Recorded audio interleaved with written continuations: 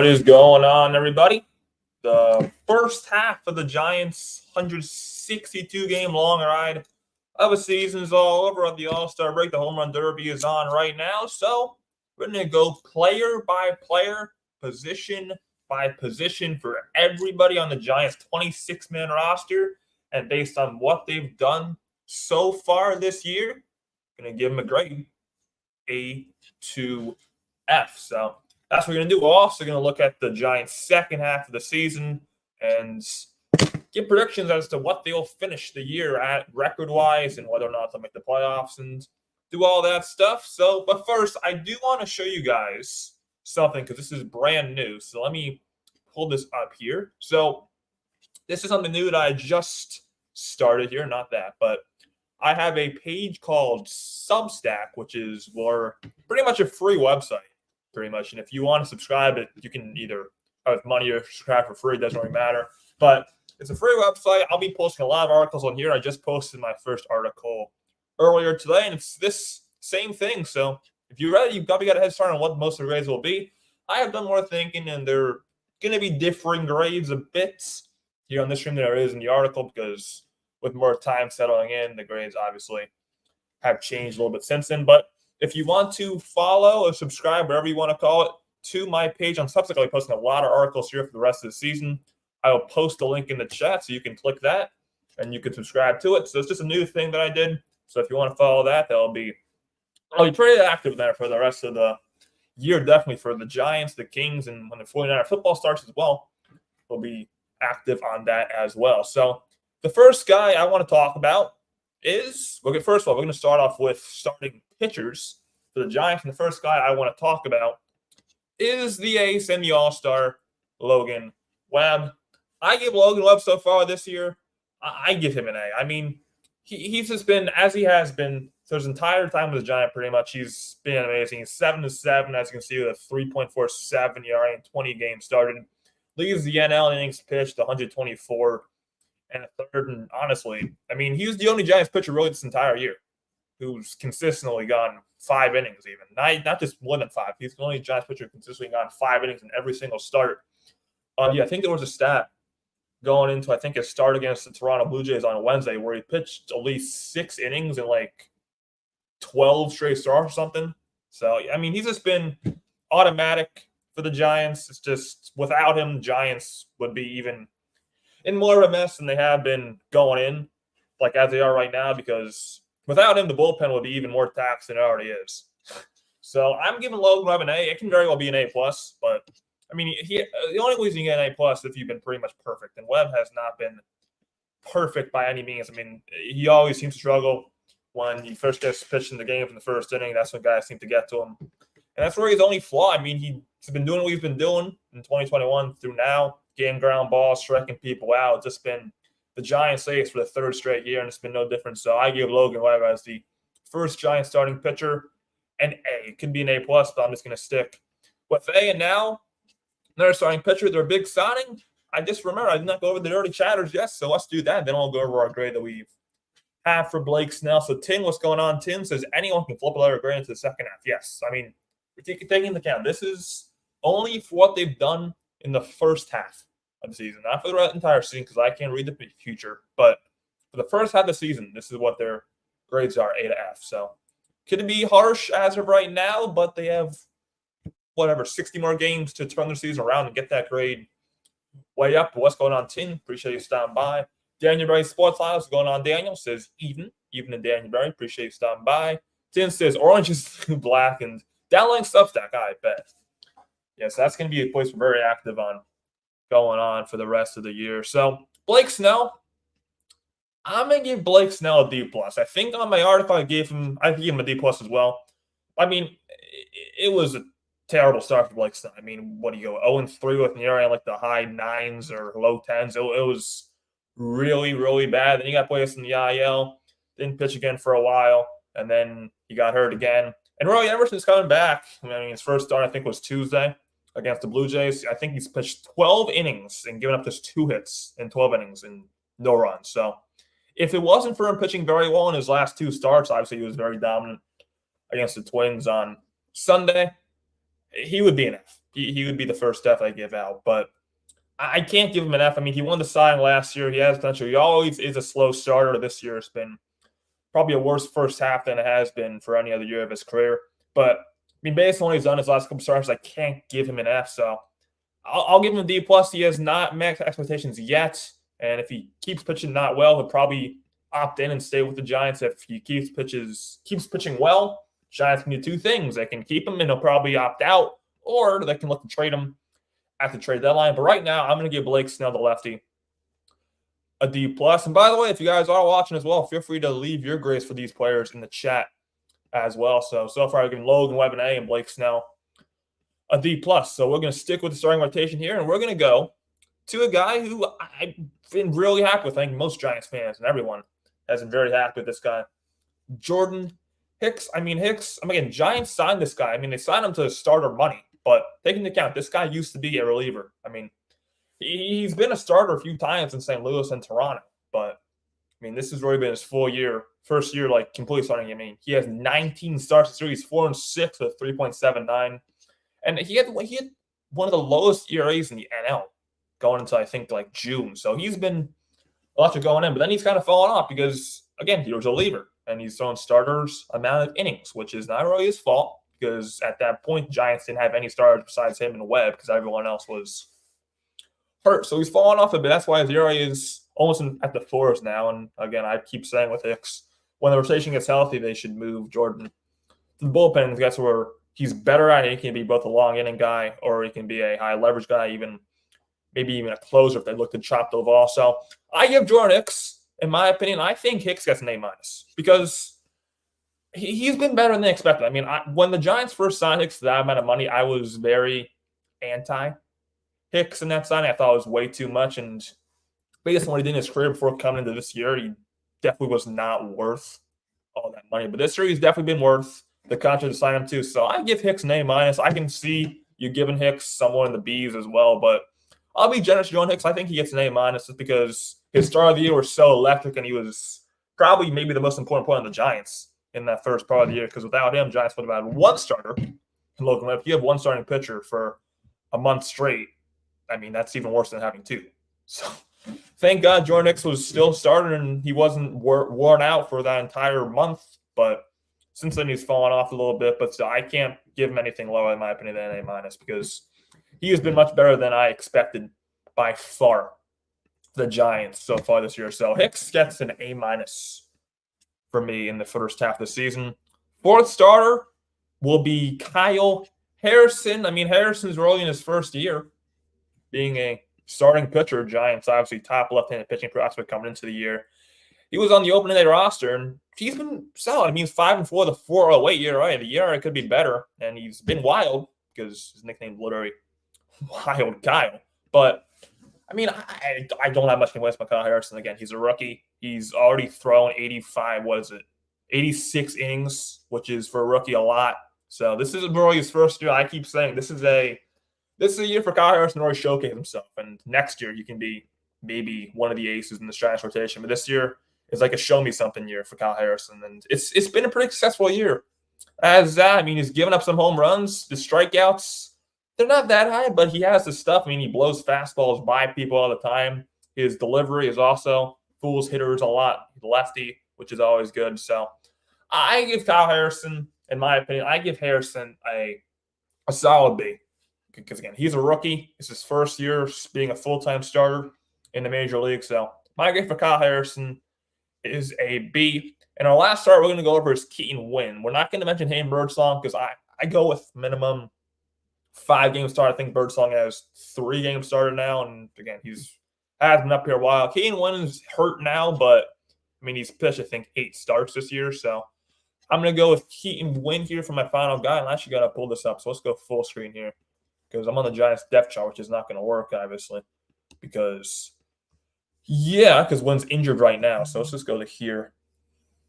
And, so Keaton Winn right now is on the 15-day IL. And my grade for Keaton Winn, I mean, he's kind of like Harrison. He's a rookie, but he's been much worse than Kyle Harrison. He was on the Blake Snell level in the first part of the year. He has an ERA of 7.16. He's 3-8. I mean, Keeneland has some of the filthiest stuff on the Giants team, I think. I mean, he has a breaking ball that moves a ton. His fastball is pretty good. It's just it hasn't been fooling many guys this year. And that's something, as a young pitcher, which Keeneland is, I think he's about 98, so he's 26 years old. That's something they, as a young guy, you got to adjust to. And when has plenty of time to adjust to that, I think he has a ton of potential. But by guessing his numbers this year, like I said, an ERA of 7.18, I'm going to give Keeneland a D+.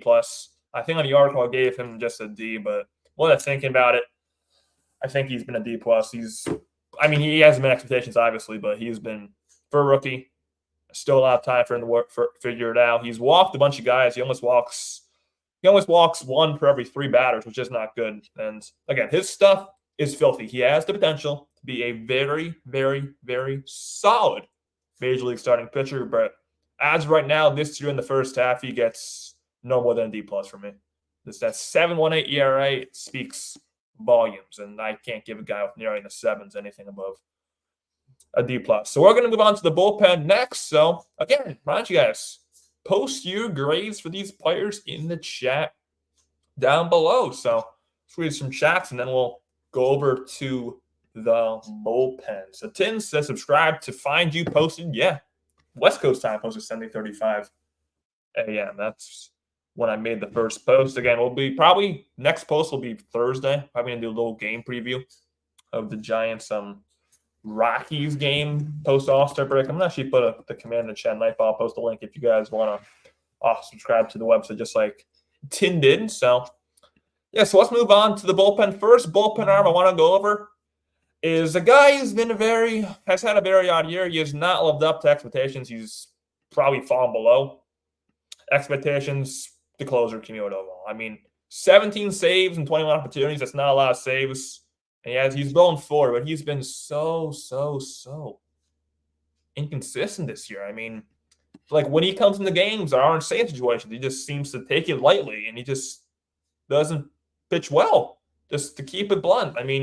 ERA of 4.38. This is not the same Camilo Doval we've seen in the past 2 years, maybe in 3 years, 21, 22, and 23. This is not the same guy. He's walking more batters than he has. The strikeout numbers are down. People aren't really fooled by him as much anymore. And again, Doval, just like when he's still young, he still has time, but he is a guy who I think the Giants should shop at the deadline. This Giants roster, in my opinion, doesn't have many guys who have a ton of value.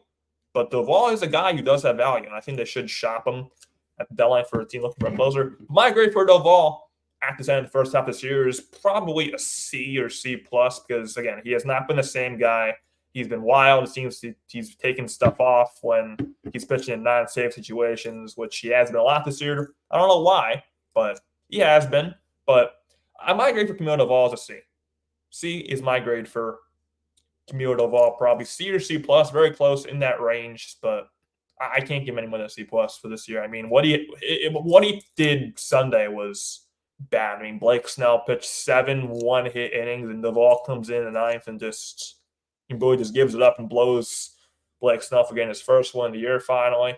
So, he's done that a bunch of times with the Yankees in that final game, and like I said, he did it yesterday against Minnesota. So I'm going to give Camilo Doval a C for his grade in the first half of this year. Now we go to the bullpen version of Logan Webb, the workhorse of the bullpen. I think he's the most used reliever in all of baseball. His funky delivery, submarine style, still to this day. He's been in the major leagues for a bunch of years. He's been in the major leagues for 5 years now. His delivery still fools people. He's not going to blow you away, obviously. Tyler Rogers, I give Tyler Rogers an A-. He has not been perfect this year, not by any means. So, he's blowing a few games for the Giants coming in the ninth inning when Camilo Doval was tired and didn't have availability to pitch that day. But, he's been so solid. He's been so solid for his entire tenure as Giant Tyler Rogers. So I'm giving him an A-. He's only walked 3 batters.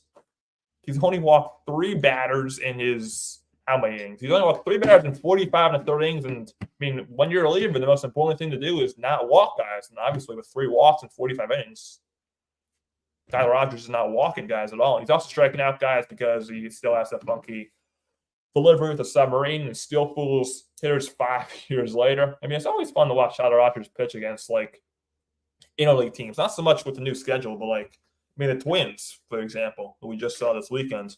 I mean, they had no idea what to do against Tyler Rogers. He's one of a kind. There's no other pitcher in baseball, I don't think, who throws submarine style like Tyler Rogers. So, I mean, he's been so solid. I give Tyler Rogers first grade in the first half, an A-. And we're going to stick with the Rogers. We got the lefty version of the Rogers. It's Taylor Rogers, who, ironically, just like Tyler, I mean, they're twins. They look the same. They're the same age, born the same day. He also gets an A-. So they both get the same grade. Taylor Rogers has been very dominant. And one interesting thing about Taylor Rogers, he's a lefty, and he has better numbers against right-handed batters, which usually is not the case. Usually left-handed pitchers form better against left-handed batters and vice versa. So, I mean, he has a 2.15 ERA at 41 strikeouts. That's a lot in 37 innings. He's been one of the more reliable guys in this bullpen. And really him and Eric Miller, who I'm going to get to very shortly, him and Eric Miller were one of the best two left-handed pitching tandems in a bullpen almost all of baseball. So, Taylor Rogers, just like Tyler Rogers, his twin, gets an A-. So, that's my grade for Taylor Rogers. Next guy I'm going to go to is Ryan Walker, who should be the closer on this Giants team. He should be, because the Giants shot the ball, and Walker has the stuff, and just like Tyler Rogers, has a very funky delivery. Ryan Walker should be the closer on his team, and he should have also been on the All-Star roster as well. I mean, his numbers are insane. 6-3 with a 2.32 ERA. He's pitched 48 times. He struck out 62 batters in 50 innings. That is absolutely ridiculous. I mean, again, he should be an all-star. Ryan Walker, last year he was the opener. He's opened a bunch this year too. But Ryan Walker, he gets an A+, in my opinion. He's been one of the most important guys and best stories on this Giants roster this year. Him and Elliott Ramos have been the top two. So Ryan Walker, for me, and the most reliable guy in the bullpen. And if you're the most reliable guy in a bullpen, you are more than likely getting an A+. So A+ grade for Ryan Walker. Let's get to the chat. Then we'll move on to our next guy. Tin says, few milliseconds apart. And Tommy Hugsley, what's going on, Tommy Hugsley says, hey, fairies. Hi, fairy. What's going on, Tommy Hugsley? Tommy Hugsley, welcome to the stream. So sticking with the bullpen, we're halfway there. We're going to go with Sean Jelly. So Sean Jelly will be our next guy up to grade. And I gave Jelly, and I'm going to stick with this grade as well. I think it's a fair grade. I think Jelly gets a B- for his first half of the year. I mean, just remember, his first 2 years in the majors, when he was used as like a starter / long reliever, he was terrible. Let's go down. His first 2 years in the major leagues, he had an ERA in 2022 of 5.76, an ERA of 2023 of 6.52, and this year in the ERA of 4.24, which isn't by means great, but I mean, really the ERA of 4.24 is really only come to account in his last couple outings. He was one of the more reliable guys in the pen going into until that really Dodgers game happened, when the Dodgers scored, I think, 7 runs in the 11th inning, 14-7 they won.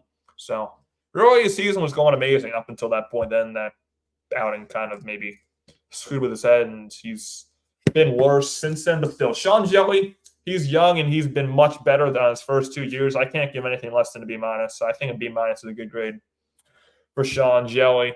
And yeah, I mean, he's not really a guy who's going to fool batters. He's very simple. I mean, he's 6'11", so that could maybe intimidate a batter. And really, ever since being moved from being a long reliever to a high leverage guy, which has been the case this year, he's had positive results. So I'm going to give Sean Jelly a B- so far in the first half of 2024. And if you watch the channel, or if you're just a Giants fan in general, you probably know my grade. Probably most Giants fans have the same grade for this guy. Luke, or as I say, Puke Jackson F. There's no other grade I think you can justify giving Luke Jackson. Giants are paying this guy $6 million a year and $11.5 million for 2 years to be literally a mop-up guy. And he's not even, this year at least, he has not been a good mop-up guy at all. He has an area of 5.63. I mean, this guy used to be dominant in Atlanta. He was a very good reliever, and the Giants signed for a lot of money. I liked his signing at first, but obviously it's really, really backfired. And with that contract, Giants may, I mean, I don't think anyone wants him. I mean, I don't know if you can really shop Jackson at Dillon because he doesn't really have a ton of value. Maybe you can get like a bag of chips for him. but Giants may have to DFA him if he keeps pitching poorly coming out of the All-Star break. I mean, again, they don't use him unless they're like down 4 or up 4. He's a mop-up guy, and he's getting paid $6 million a year to be a mop-up guy. That's not acceptable for being paid that much money being a mop-up guy. So Luke Jackson, he gets my first F of the year. And yeah, LJ has cool initials. I mean, he has cool initials. He's also a very nice guy. I mean, with the interview you had in spring training, he seemed like he was very nice and probably a lot of intel actually on how he pitches. He goes to the slider as his primary pitch with fastballs as his secondary, which is usually the opposite. But I mean, just his performance in the first half of the year, I think Luke Jackson gets an F for his first half performance. Tommy Ugsley says, "You are a smart ninja." Thanks. Smart ninja. Okay. So, next reliever, we're almost done bullpen. Eric Miller. I mean, Eric Miller, I put in the article, and I think it's a very good comparison. Eric Miller is literally the John Brebbia of this year's Giants. I mean, he's started games, been the opener. He's been the opener 9 times. He also pitches in high leverage situations. And I mentioned it when I was talking about Taylor Rogers. Him and Taylor Rogers form a very, very good 1-2 tandem with left-handed pitchers in the Giants bullpen, which has been the strength really of them this year. He has an area of 3.35, and again, he's just been solid. He's done everything. He's started games. He's pitching high leverage spots. So, and he's also Eric Miller's a rookie. He's a rookie too, and he's doing this. Been one of the more reliable guys in this Giants bullpen. I think he gets a B plus because again, he has not been perfect. He's not like as reliable as Ryan Walker. He doesn't really have a lot of appearances lately as well because all the starts kind of mess with him, I guess. But Eric Miller, I think he gets a B plus. I can see you even going up to A minus or even A because that's how good he's been. But my grade for Eric Miller, B plus. He's a guy who's also very important to the Giants bullpen because he's only one of 2 lefties that they have up in the pen. So next reliever, second to last reliever, I believe we got is Randy Rodriguez. I always say it. This guy, Randy Rodriguez, is going to be the Giants closer in the next couple of years. His stuff is probably the best stuff that any Giants pitcher on the 40-man roster has. I mean, that fastball, he can hit triple digits. The breaking ball moves so much, and it's just absolutely disgusting. I mean, the only thing he's got to work on, which is the case for many rookies, is control. And that's really been his issue this year. But I don't have many complaints of Randy Rodriguez. He was a call-up, I think, in April. And ever since April, he's been pitching super well. And ERA in the 4s, but that's really – ERA actually high 3s, not in the 4s. But that's really only because of 1 or 2 very bad outings. He started a game for the Giants. He had 26 appearances. My grade for Randy Rodriguez is just a straight-up B for Rodriguez. I think he's just a solid arm. He's going to be a big guy for the Giants in the future.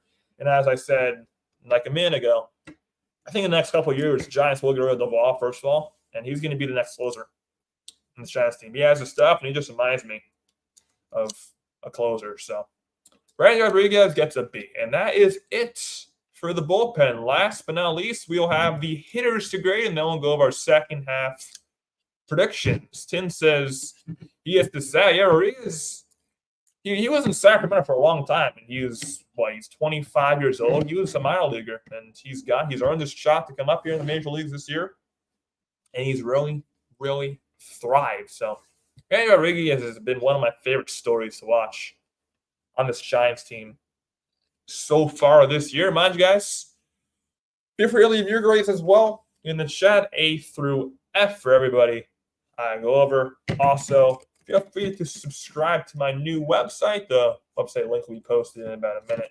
Also, follow me on stuff like Twitter or whatever it's called, X now.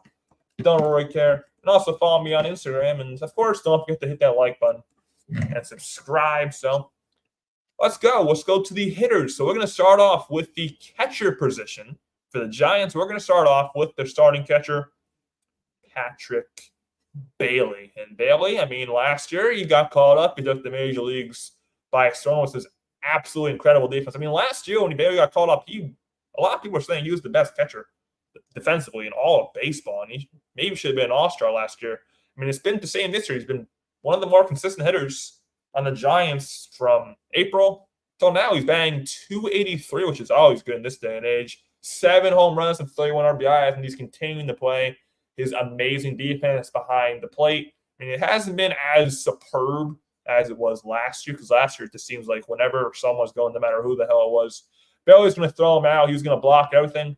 This year he's kind of became human behind the plate, but still, he's still a top defensive catcher in all baseball, and he's been a very consistent hitter.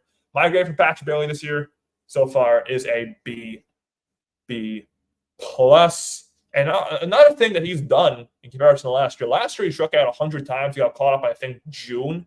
This year he's only struck out, I think, 53 times, which is much less. So he's really cut down the strikeouts, which is good. He's more of a contact guy. He's going to put the ball in play.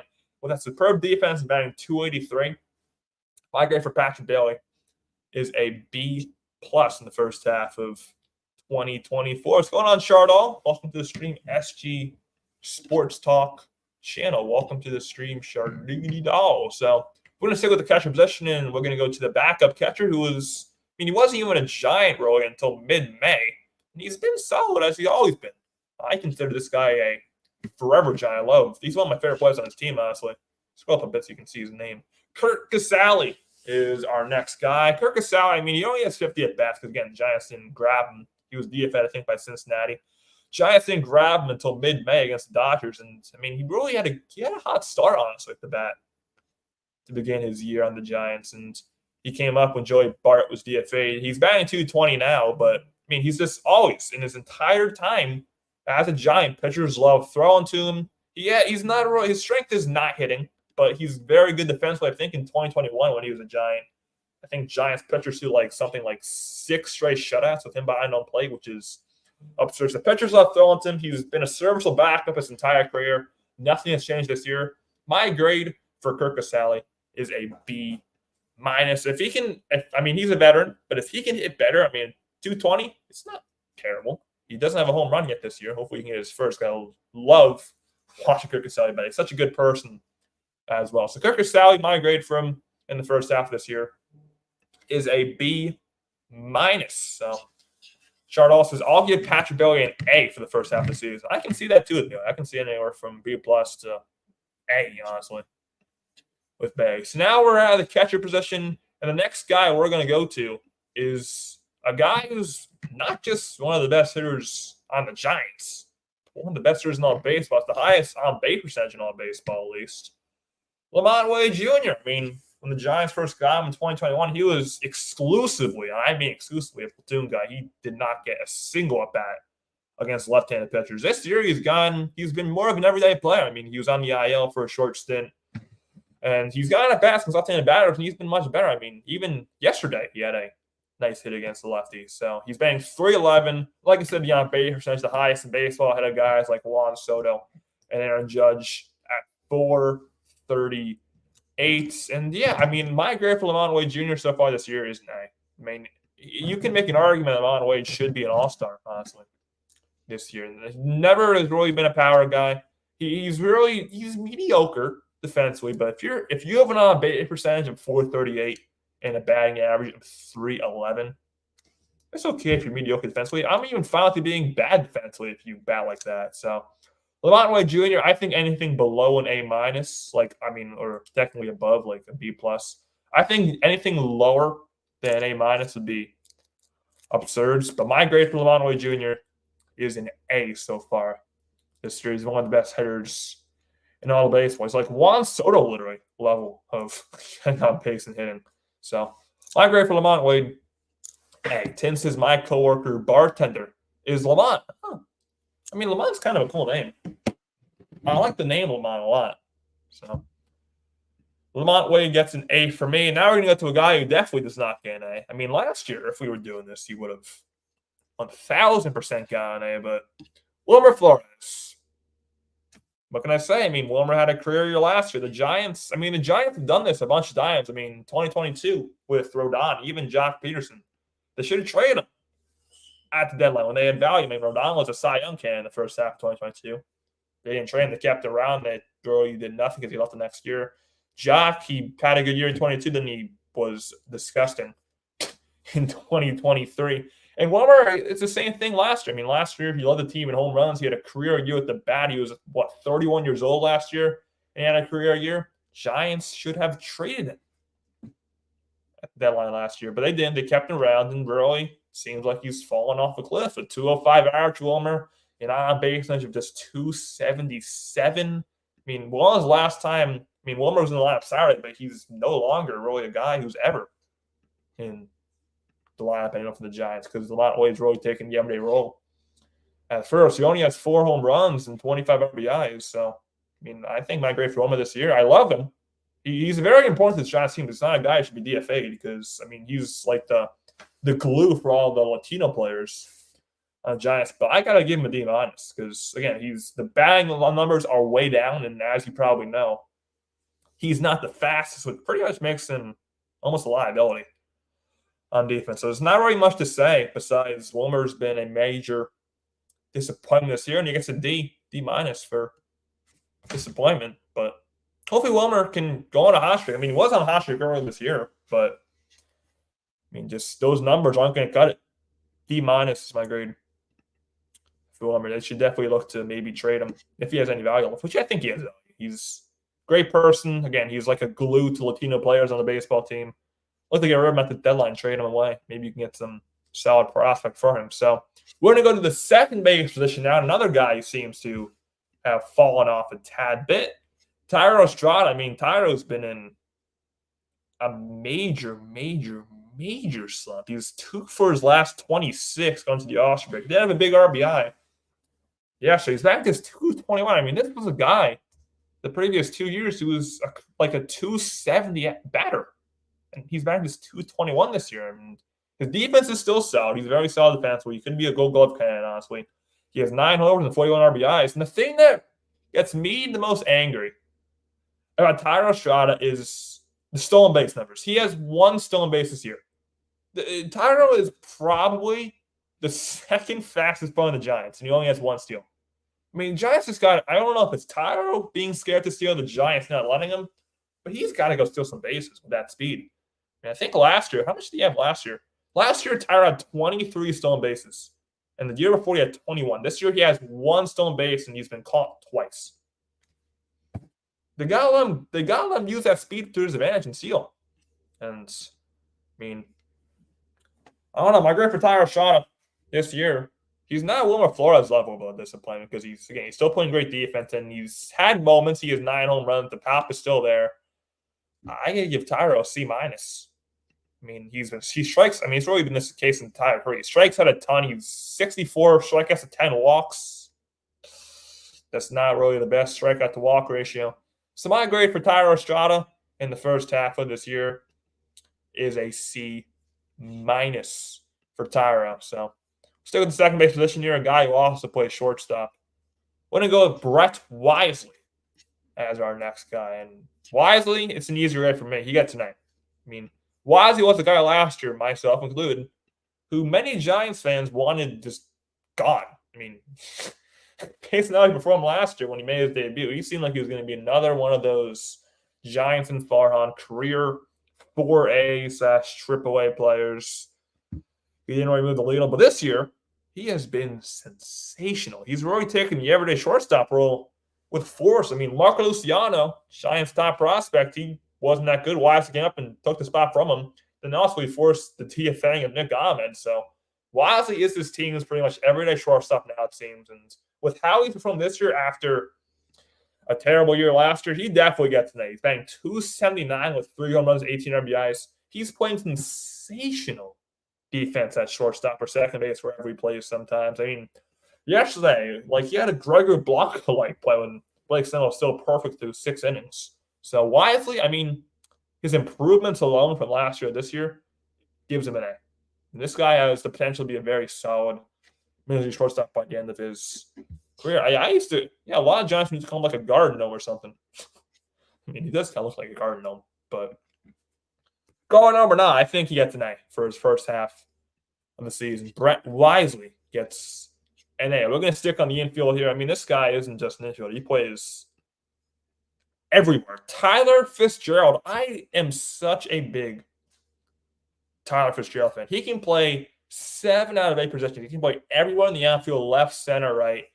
And he can play everyone in the infield. He can play third, second, short, first. He's a comparison I hear all the time. Tyler Fitzgerald is the Chris Taylor of the Giants. His speed, he's the fastest one on the Giants team by far. He has 7 stolen bases, which ironically is tied for second most on the team. He's only played, I think, in like 20 games, which is amazing. That's just how little the Giants steal bases.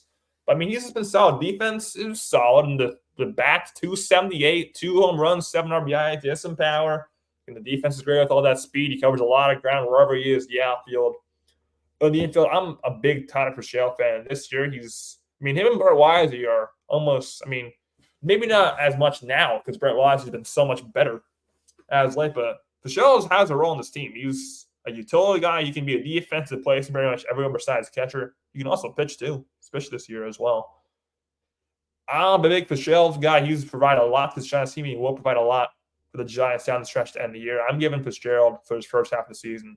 He gets a B+ in my eyes. So that's the middle.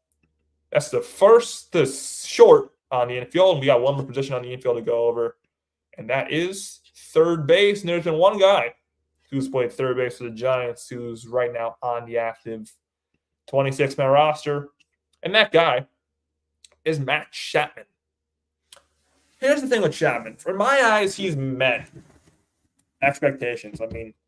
I expected Matt Chapman to be a guy to bat in the high 230s, low 240s to end the year, which is what he's pretty much done his entire career. He's second on the team in home runs and RBIs, 13 homers, 43 ribbies. He struck out almost 100 times, and with still 60 games to go. Again, he's met my expectations. I'm going to give Matt Chapman a C+. That's really all I can say. He's played a platinum glove at third base, and I think if he continues to play like this, he's probably going to opt out of his contract, which you can see as either a good thing or a bad thing. I see it as a win-win, honestly. If Chapman opts in, I think it's a good thing for the Giants. He provides a lot. He gives 100%. One thing I love Matt Chapman. I'm a big Matt Chapman guy. He gives 100% every single play. He doesn't make any play off. Sure, he may be very inconsistent and streaky as he has been this year. That's been the case his entire career. He's so fun to watch defensively, and he makes every single play at third base look so routine, man. The play that jumps to mind is that play he had against the Mets in that first game of the series where he ended the game with a ridiculous off-balance throw. He's been fun to watch this year, but in my eyes, he hasn't exceeded expectations or he hasn't fallen below expectations. He just met them. High grade for Matt Chapman in the first half of 2024. It's going to be a controversial one because a lot of people think he is definitely pretty much the most productive here on the Giants. Leads them in doubles, second on the team in home runs and RBIs. He's been very productive. High grade for him is a C+.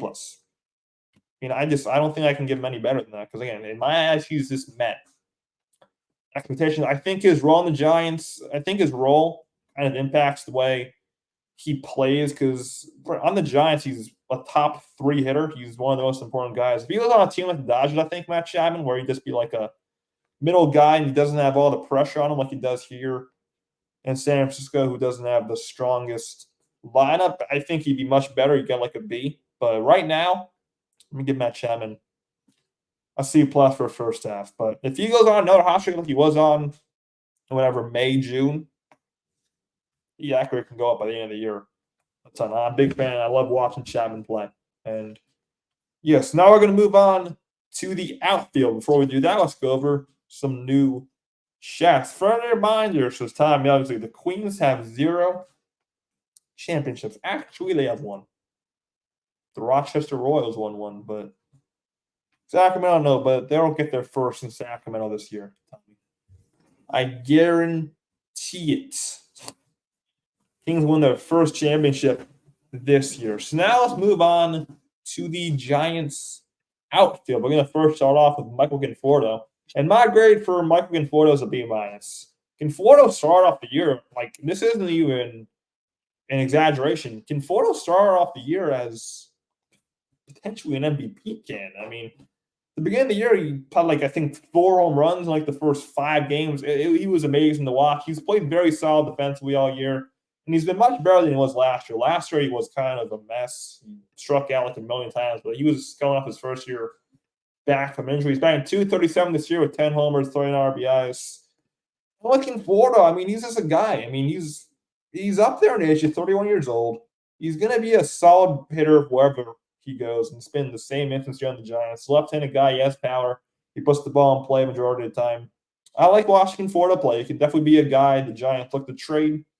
I'm done because he can definitely get you something nice in return because he can be no matter if he goes to LA, he can be a very good platoon hitter. Conforto. So my grade for Michael Conforto is a B minus. I mean, he hasn't been a superstar. He hasn't been a bum. B minus is my grade for Conforto this year. He's just been a solid player for the entire season for the Giants, and I think B minus is a fair grade for former Mets. And now we get to the easiest grade on this entire roster. Heliot Ramos, I mean, if anyone gives Heliot Ramos below an A+, I don't know what they've been watching. Because this guy it's just incredible how he's performed this year. I mean, he was a guy coming into this year, you seemed like he was just going to be another career minor leaguer. And then he got called up this year due to injuries, and he's batting almost 300. And he got called up in May. He's played, I think, 60 games. He leads the Giants in RBIs and home runs. And he was called up in May. I mean, guys like Chapman had a month head start, and Ramos is overtaking him. He leads him in home runs and RBIs. He's an all-star. It's fair that he's an all-star. He should have been an all-star starter, not just a reserve. But, yeah, I mean, the Ramos story is just so incredible. He has the chance to be the next superstar for the Giants. He's played amazing plays in the outfield. He's made running catches like Willie Mays. This guy is an honor to watch play. He may be one of the main reasons that attendance is up this year, because people will come to the ballpark to watch Heliot Ramos play baseball. That's how fun he is to watch. A 300 hitter with amazing defense and a ton of power. I love this guy. He's my favorite player on the Giants team. And I think it's quite an easy grade. Give Heliot Ramos an A+ for his first half of the year. And I have a feeling it's going to stay an A+ for a long time, because this guy has the potential to be a superstar in Major League Baseball. He has the potential to do so. And we're going to go to a guy who, I mean, when he first got picked up by the Giants next, Mike Yastrzemski, when he first got picked up by the Giants, I mean, Giants fans thought this guy was going to be like, I mean, Heliot Ramos, he had such a good start to his career, but now for the past 3 years, he's been very amazing defensively in the outfield, but he's just been like a 230, 240 hitter. And that guy is Mike Yastrzemski. My grade for Yaz, C-. I mean, I say it all the time. Yaz is on a hot streak right now, so that's good because it's his value up. You can maybe trade him for something, play Matos. But Yaz, my eyes, a C- for his first half. He's batting 241, which is what he is as a hitter, I think, in his career. 8 home runs, 31 RBIs. He's met expectation this year, and I think he's a C- so far. That's really the most I got to say on Mike Yastrzemski. He's just been the same old for Yaz. Slaz has turned into just Yaz with Slater being gone. So my grade for Mike Yastrzemski so far in the 2024 season is a C-. So mind you guys, leave your grades down low in the chat for these players as well. Love to hear your thoughts as well in the chat. Also, don't forget to hit that like button and subscribe if you're new to the channel. We're going to do Giants Baseball Live play-by-play reactions for the entire year. This is the first time we're on a show like this, but there'll be more of these. And also, new thing, if you want to subscribe to my website, we'll be very active on. Click the link that'll be posted in the chat in about 10 seconds by a man named Nightbot. I don't know if it's a man or a woman, but a robot named Nightbot. So click that link to follow my website. Very active there. I'll be posting articles for the rest of the year. Definitely. Next article will probably be Thursday. I'll probably do a game preview of the Giants' first game back since the All-Star break against the Rockies. So the next guy, I think we got like 2 more players here. Luis Matos. I mean, Matos, he won the NL Player of the Week in his first week in the Major Leagues this year. I mean, he was with Aaron Judge as the top hitter in baseball that week. And I mean, ever since that incredible week, ever since Rory got called down for Slater, it hasn't been pretty for Luis Matos. He's batting his 227, 4 home runs, 24 RBIs. He has the power. He's played good defense overall in the outfield. He's fast. I like what he sees. I think John should have him as an everyday player. Matos, Ramos, Conforto should be outfield. But my grade for Matos, because of that incredible start, is probably a B+.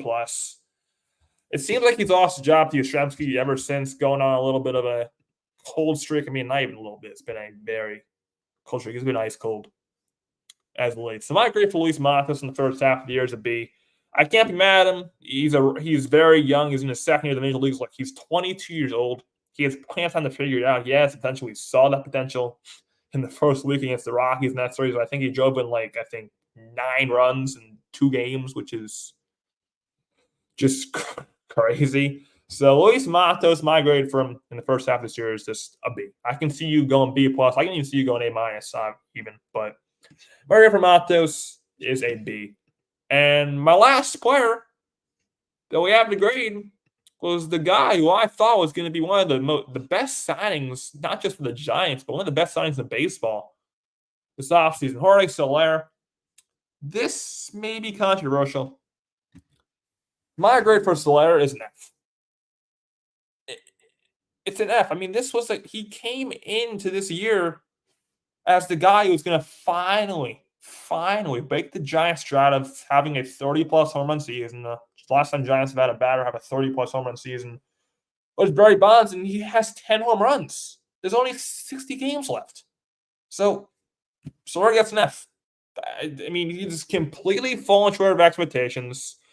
I mean, yesterday he went 0 for 4 with 4 strikeouts. That's not good. It seems like he never seems to come through with men on base and RSP situations. It hasn't been pretty so far. Of course, he's batting .225. The power, I mean, we've seen it at times. He passed the power. When he gets a hold of the ball, it's going to go a long way, but just he hasn't shown it. It seems like 8 of his 10 home runs have been solo shots, which there's much better things to do than a solo shot, but I'm giving Soler an F. He's fallen short. He's been a disappointment, and sometimes he's been a liability even for the Giants. I mean, there was a game where he got benched. So hopefully he gets it going. I think I've been very high on Soler. I've had high expectations of him for the entire year. I think he's going to go on a hot streak, but this hasn't happened yet. There's only 60 games left. He doesn't have a lot of time. Soler, I think, gets an F for his first half of 2024. I mean, that could be a pick people don't agree with. I think people are going to go to the D range and stuff like that, but my eyes has just been a complete failure for Soler this year. Been a failure. He has not done what he was paid to come here to do. He hasn't done it. So that's the player grades. And the thing we're going to finish off with is second half predictions. We're going to go over the Giants' schedule in the second half. We're going to go game by game. We're going to see what games I think they're going to win and what their record will be by the end of the year. So let's pull up the Giants' schedule for the second half. So here we go. First series they'll have in the second half will be against the Rockies. Just like the grades go, feel free to leave down your predictions as well. So right now the Giants are 47 and 50 on the year, which, I mean, it could be a lot better, but also could be a lot worse. I mean, the 10th highest player on base spots, in my eyes, a big disappointment. But again, they're 12th in the NL.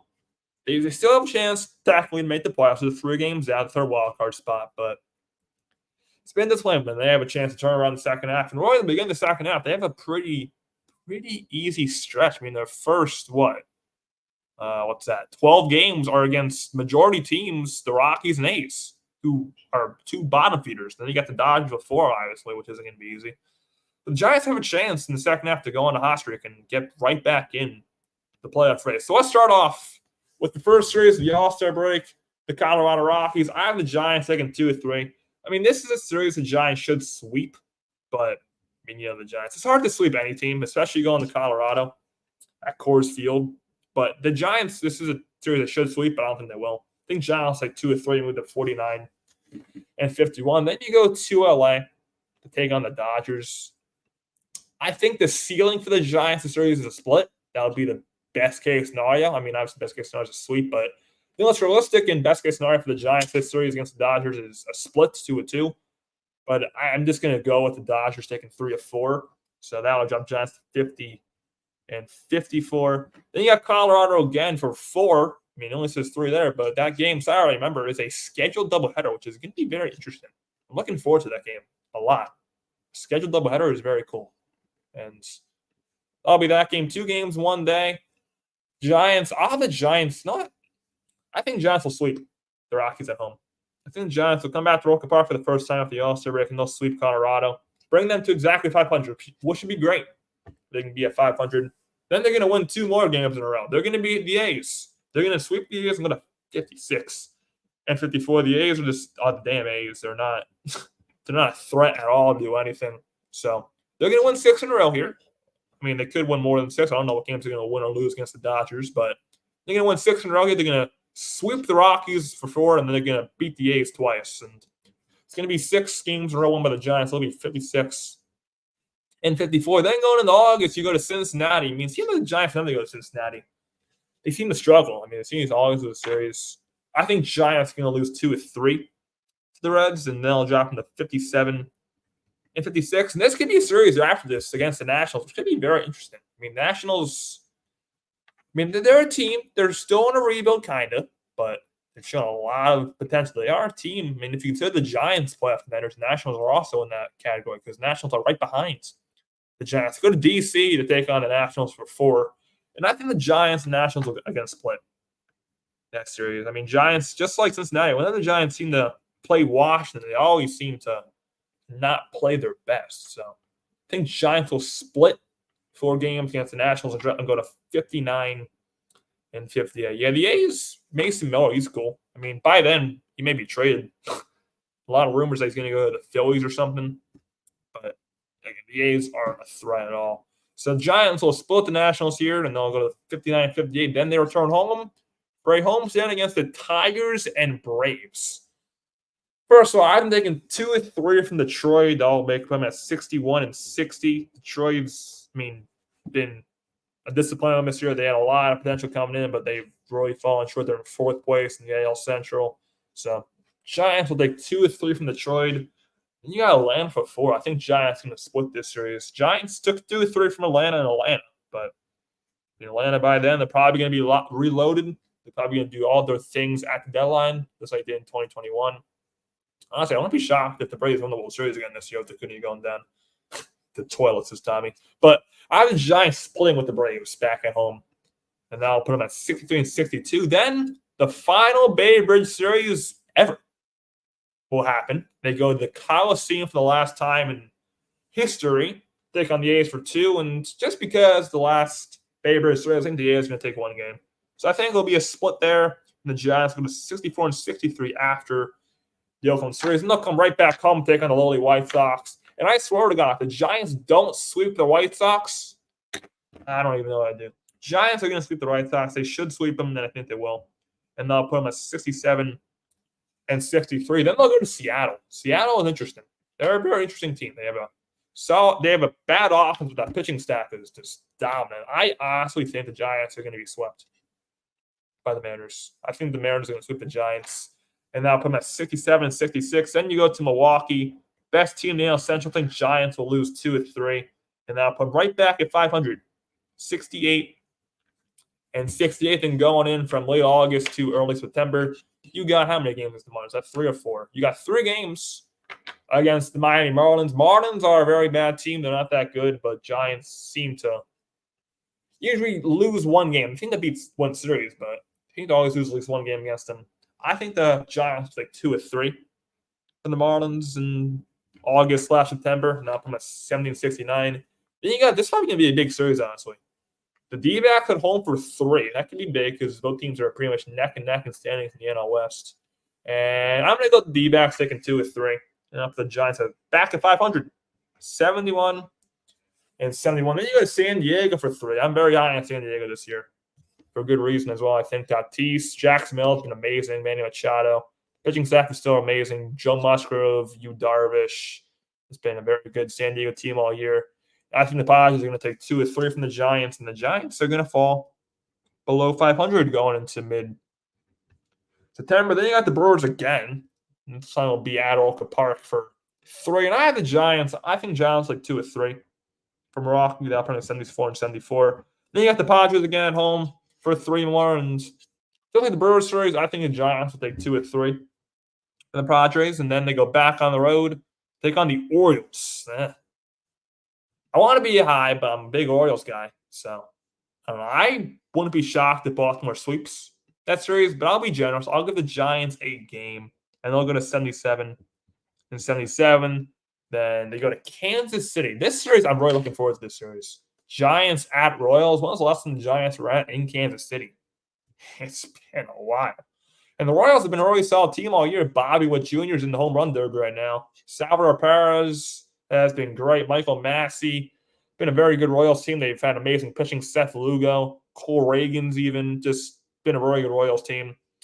And this series in Kansas City, I have the Giants losing 2-3, and now burn at 78 and 79. Then they go to the last road series of the year against the Arizona Diamondbacks for 3. I think Giants like 2-3 here. And that'll put them at 80 and 80 going into the last series, I should say, of the season. So this is wrong, actually. Never mind. I did the records wrong for some reason. But Cardinals, I think the Giants are going to take 2-3. And the Giants are going to finish this year, 2023, 2020. Actually, it's 2024 for baseball. I think the Giants can finish this year 82 and 80. And whether or not that will get them in the playoffs or not, I mean, the third wildcard spot usually rewards mediocre teams, which the Giants, my eyes, are going to finish at 82 and 80 this year, which is quite mediocre. But with this talent, finishing 82 and 80 would be a major letdown for the Giants. And I think I was quite optimistic as well, giving my series by series predictions for the second half of the season. I think it could go much worse. I think this may be one of the best case scenarios I gave. So I think the Giants right now are going to finish 82 and 80 in the 2024 season. So that's all I got. That pretty much wraps the Giants' first half of the year. Next time will be on for Giants content. Will be Friday when they return from the All-Star break to take on the Colorado Rockies. As you can tell by my predictions, I had the Giants winning 2-3 that series, so hopefully that can happen. Friday will be our next Giants stream. There'll be nothing tomorrow. And our next stream overall will be Tuesday. No, not Tuesday. Wednesday for Kings Summer League basketball against the New York Knicks. Before I go, mind you guys on your way out, hit that like button if you have not already done so. Also, subscribe to the channel and follow or subscribe to my website. We'll be very active on there all the time. Follow me on Twitter and Instagram. So, yeah, thank you guys for watching. Hopefully, I'll see you guys all on Wednesday. If not, I'll see you on Friday. Thank you for watching. Tom says Queens will win. You finally be nice to the Kings. You still call them the Queens, but whatever. But thank you guys for watching. I'll see you guys Wednesday. Peace.